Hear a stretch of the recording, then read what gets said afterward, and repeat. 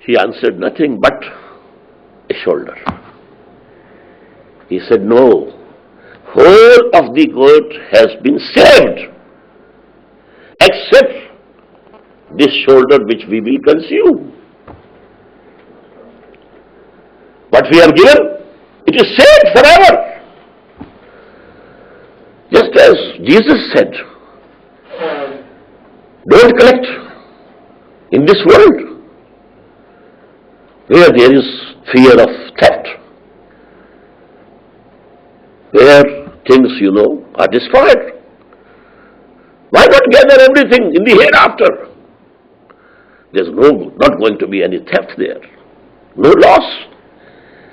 Why do you deposit in the banks over here? Why not deposit in the divine bank of the hereafter? So this is voluntary, and that is the beauty of it, not forced. It's not legal. Legal things are forced. Now I come to the second legal system, legal economic system of Islam. It is controlled and internally managed capitalism. Private ownership is allowed. You can have a shop, you can have a factory, you can have a farm. In a limited sense, it is your property, but it is actually its divine trust with you, sacred trust. With this principle, all those things of capitalism come there to play, which was not there in communism. Personal ownership, personal incentive, competition, try to improve your product. You have to compete in the market. Try to lessen the price. You have to compete in the market. All these cardinal principles of capitalism, by virtue of which capitalism triumphed and succeeded, and Fukuyama boasted, this is the end of history.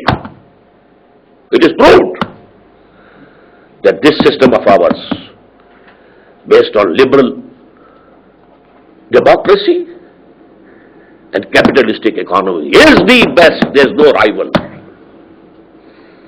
Man has reached the pinnacle, the climax. There is nothing else who can come and confront our system. But Islam has done two master strokes by which capital will play a role in the economy, but it will not go beyond certain limits to become an overall controller of the economy. Chaining this genie of capital. H.G. Wells has mentioned in his part, in the short history of the world on Roman Empire, that the concept of currency came only in the Roman Empire for the first time. And man didn't know what type of, chains he has attached to himself and bound by those chains through this currency. Before that it was all barter system. One is working in the field, he has grown wheat, other one is sitting, and weaving cloth. You exchange the cloth for the wheat, that's all. There can be no hoarding, there can be no manipulating of the market, nothing, simple.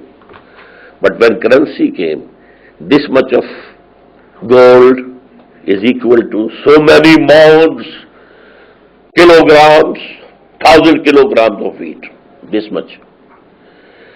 Or this much gold is equal to 1,000 yards of this cloth. Now this is the key. You keep that gold in your, and then you can manipulate. Prices going high, prices coming low.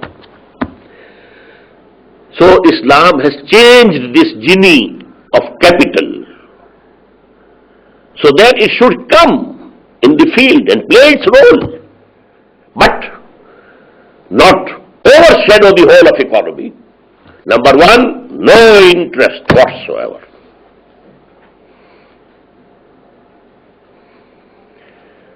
Earning has three elements: labor, capital, and then chance also. The same amount of labor and capital earns some amount of profit at one time, and the same amount of labor and capital may earn different amount at different time. But in principle, capital earning capital, haram.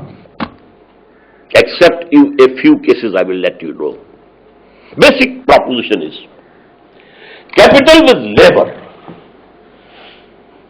this is the rightful earning.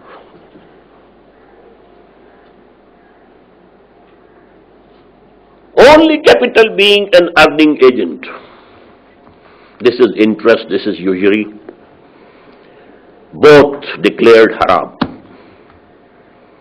It was haram according to Judaic law also, as far as I know. And it is haram in the Sharia of Muhammad sallallahu alaihi wasallam. Now the exceptions are only, if you build a house, you can rent it out.